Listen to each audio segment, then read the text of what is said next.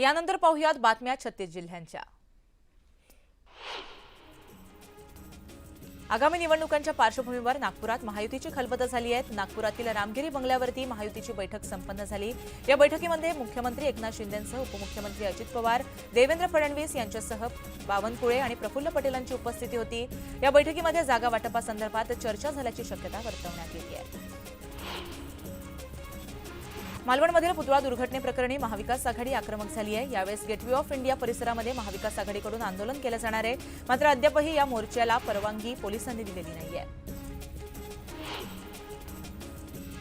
महाविकास आघाडीच्या जोडेमारो आंदोलनाला भाजप प्रत्युत्तर देणार आहे। आज नागपुरामध्ये चंद्रशेखर बावनकुळे यांच्या नेतृत्वामध्ये आंदोलन केलं जाणार आहे। शिवरायांच्या पुतळ्यासमोर आंदोलन केलं जाणार आहे। मनसे अध्यक्ष राज ठाकरे यांच्या विरोधात अटक वॉरंट जारी करण्यात आले। 16 वर्षापूर्वीचं हे प्रकरण आहे। निलंगाला न्यायालयानं राज ठाकरे यांच्या विरोधामध्ये आता अटक वॉरंट जारी केलंय। महामंडळाची बस फोडल्यानं आणि जाळपोळ केल्यानं हा गुन्हा दाखल करण्यात आलाय। निलंगा न्यायालयाच्या न्यायदंडाधिकाऱ्यांनी राज ठाकरे यांच्या विरोधात अजामीनपात्र अटक वॉरंट जारी केलंय। त्यामुळे आता त्यांना निलंगा कोर्टामध्ये हजर राहावं लागणार आहे। मालवणमधील पुतळा दुर्घटनेप्रकरणी जळगावमध्ये सह्याद्री प्रतिष्ठानानं संताप व्यक्त केलाय। महाराजांचा अवमान खपवून घेतला जाणार नाही, त्यामुळे संबंधित आरोपींवर कठोरात कठोर कारवाई करावी अशी मागणी त्यांनी तहसीलदारांना निवेदनाद्वारे दिली आहे।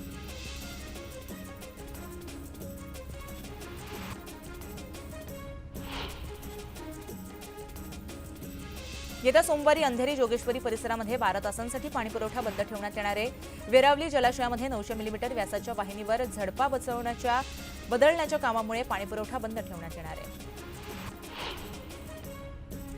भुसावळमधील फेकरी भुयारी रेल्वे मार्ग पाण्याखाली गेल्यानं वाहन चालकांना मोठा मनस्ताप सहन करावा लागतोय। पर्यायी रस्ता नसल्यानं भुयारी मार्गाखाली साचलेल्या पाण्यातूनच वाहन चालकांना मार्ग काढावा लागतोय।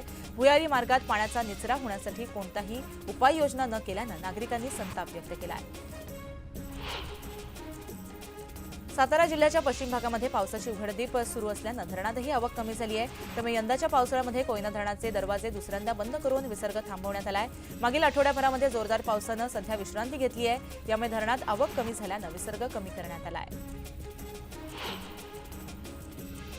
नाशिक आणि अहमदनगर जिल्ह्यातील लहान मोठी सर्व धरणं आणि बंधारे काठोकाठ भरल्यानं या दोन्ही जिल्ह्यातून जायकवाडी प्रकल्पामध्ये पाण्याची आवक होतीये। जायकवाडी प्रकल्प 80% पुढे भरला असल्यानं वर्षभराचा सिंचन उद्योग आणि पिण्याच्या पाण्याचा प्रश्न सुटल्यानं प्रशासन चिंतामुक्त झालंय। बोरेगाव मुलुंड जोड रस्ता प्रकल्पांतर्गत भूमिगत बोगदा बांधण्यात येणार आहे। या बोगद्याचा खर्च 250 कोटी रुपयांनी वाढवण्यात आलेला आहे। अत्यंत गुंतागुंतीचा हा प्रकल्प 4 टप्प्यामध्ये होईल। अत्याधुनिक टनेल बोरिंग यंत्रणेच्या माध्यमातून हा बोगदा खणला जाणार आहे। मुंबई पोलिसांकडून प्रत्येक गुन्ह्यातील आणि त्याचबरोबर विशेषतः महिलांशी संबंधित गुन्ह्याचा तपास गांभीर्यानं केला जातो असा दावा मुंबईचे पोलीस आयुक्त विवेक फणसळकर यांनी केलाय। प्रतिज्ञापत्राद्वारे त्यांनी उच्च न्यायालयामध्ये हा दावा केलाय। तसंच महिलांशी संबंधित गुन्ह्याच्या तपासाबाबत पोलीस गंभीर नसल्याचा निष्कर्ष काढला जाऊ नये अशी विनंतीही पोलीस आयुक्तांनी न्यायालयाकडे केली आहे। राज्यातील प्रत्येक शासकीय औद्योगिक प्रशिक्षण संस्थेत हर घर दुर्गा अभियान राबवण्यात येणार आहे। या अभियानाच्या माध्यमातून विद्यार्थिनींना वर्षभर आत्मसंरक्षणाचं प्रशिक्षण देण्यात येणार आहे। शारीरिक शिक्षणाप्रमाणेच वर्षभर महिलांसाठी कराटे जुडो यांच्यासारख्या स्वयंसंरक्षणासाठी असणाऱ्या पायाभूत प्रशिक्षणाच्या आठवड्यातून 2 तासिका घेण्यात येणार असल्याची माहिती समोर आली आहे।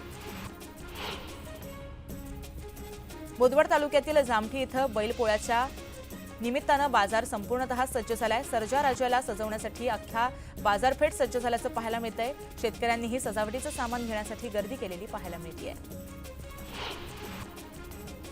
मध्य रेल्वेवर विविध अभियांत्रिकी आणि देखभालीची कामं करण्यासाठी आज मेगा ब्लॉक घेण्यात येणार आहे। माटुंगा मुलुंड स्थानकादरम्यान धीम्या मार्गावर लोकल जलद मार्गावर वळवण्यात येईल। तर सीएसएमटी पनवेल बेलापूर वाशीला जाणाऱ्या अप आणि डाऊन हार्बर मार्गावरील लोकल सेवा या रद्द करण्यात येणार आहेत। चुकीच्या इंजेक्शनमुळे एका 28 वर्षीय महिला पोलीस कॉन्स्टेबलचा मृत्यू झालाय। मुंबईतील ॲक्सिस रुग्णालयामध्ये ही दुर्घटना घडली आहे। या घटनेमुळे रुग्णालयाच्या हलगर्जीपणा समोर आला असून दोषींवर कारवाईची मागणी मोठ्या प्रमाणात होतीये। छत्रपती संभाजीनगरमध्ये एक धक्कादायक प्रकार उघडकीस आलाय। गणेशोत्सवासाठी मोदक बनवण्यासाठी आणलेल्या तांदळामध्ये प्लास्टिकचा तांदूळ आढळून आलाय।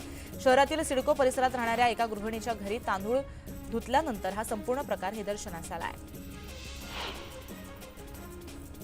पुण्याच्या कल्याणीनगर अपघात प्रकरणातील आरोपी बांधकाम व्यावसायिक सुरेंद्र अग्रवालांवर गुन्हा दाखल करण्यात आलाय. धनादेश न वाटल्याच्या वादातून एका कंपनीच्या कर्मचाऱ्याला शिवीगाळ करून जीवे मारण्याची धमकी दिल्याप्रकरणी हा गुन्हा दाखल करण्यात आलाय. बीड जिल्ह्यातील कुटे ग्रुपच्या ज्ञानराधा मल्टीस्टेट कोऑपरेटिव्ह क्रेडिट सोसायटीचे व्हाईस चेअरमन आणि डायरेक्टर 3,515 कोटींची फसवणूक केल्यानंतर फरार होते. दरम्यान पिंपरी पोलिसांच्या खंडणी विरोधी पथकानं त्यांचा मागोवा काढत त्यांना बेड्या ठोकल्यात. मुख्यमंत्री लाडकी बहीण योजनेचा लाभ राज्यातील लाखो महिलांना मिळाला असून या योजनेमुळे महिलांना मोठा आधार मिळाल्याच्या भावना नवी मुंबईतील लाभार्थी महिलांनी व्यक्त केल्या आहेत. ही योजना अशीच कायमस्वरूपी सुरू राहावी अशी मागणीही यावेळी महिलांनी केली आहे. एसटी कर्मचाऱ्यांच्या मागण्या मान्य करा, अन्यथा 3 सप्टेंबरपासून आंदोलन सुरू करू असा निर्वाणीचा इशारा एसटी कामगार संघटनेनं राज्य सरकारला दिलाय. ऐन सणासुदीच्या काळामध्ये आमच्याकडे दुर्लक्ष केलं तर लालपरी रुसेल असा इशाराच एसटी कामगार संघटनेचे नेते संदीप शिंदे यांनी दिलाय. राष्ट्रपती द्रौपदी मुर्मू 2 सप्टेंबरला महाराष्ट्राच्या दौऱ्यावर येणार आहेत. 2 सप्टेंबरला कोल्हापुरातील अंबाबाईचं दर्शन त्या घेणार आहेत. तर 3 सप्टेंबरला रामदास आठवलेंच्या विनंतीला मान देत राष्ट्रपती दादरमधील चैत्यभूमीला भेट देणार आहेत.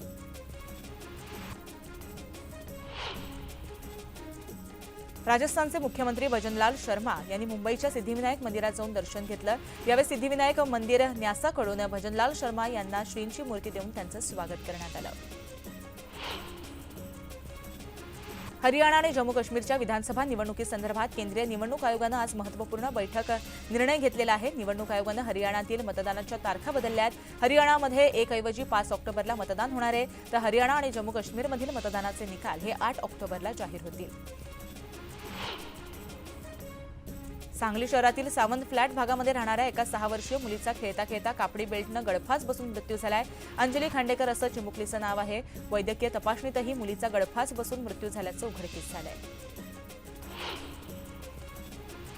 आश्रमशाळेत शिकणाऱ्या विद्यार्थिनीच्या डोक्यात जखमांमध्ये चक्क जंतू आणि आळ्या आढळल्यानं खळबळ उडाली आहे. नांदेड जिल्ह्यातील हदगाव तालुक्यातील वारकवाडीच्या आश्रमशाळेमध्ये ही घटना घडली. डोक्यात इन्फेक्शन होऊन मोठ्या जखमा झाल्या. दरम्यान या जखमांमध्ये जंतू झाल्याचं उपचार करताना डॉक्टरांच्या निदर्शनास आलंय.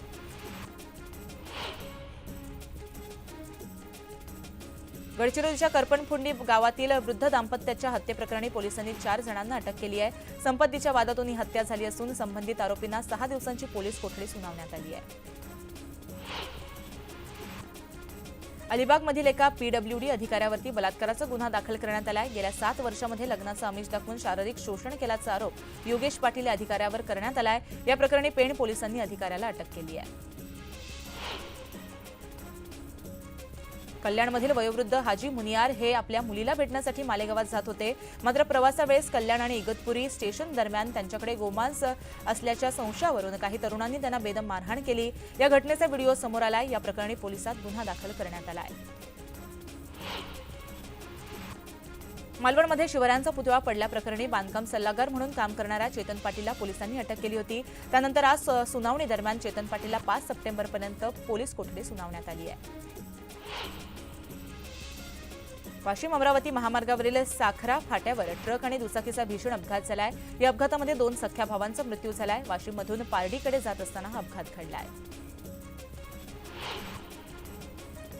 इंदापूर तालुक्यातील लोणी देवकर इथल्या बँक ऑफ बरोडा मधील असिस्टंट मॅनेजरला एका ग्राहकानं टोळक्यासह चक्क लोखंडी रॉडनं मारहाण केली. मारहाण करणाऱ्यांविरोधात इंदापूर पोलीस ठाण्यामध्ये तक्रार दाखल केल्यानंतर गुन्हा दाखल करण्यात आला.